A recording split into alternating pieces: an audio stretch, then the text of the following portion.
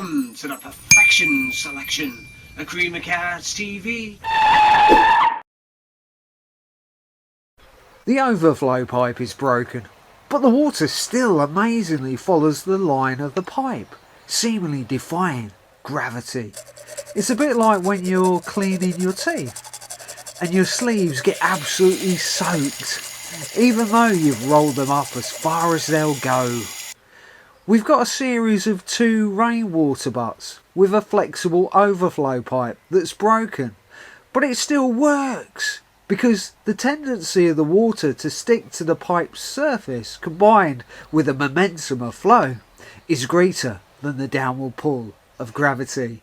You can have all sorts of fun with water, like these folded up pieces of paper that open up like blooming flowers thanks to capillary action. Very handy. Thank you for watching my video, and please feel free to leave a comment and feedback. Now that you see that video, you might want to click on these other cardboard adventures.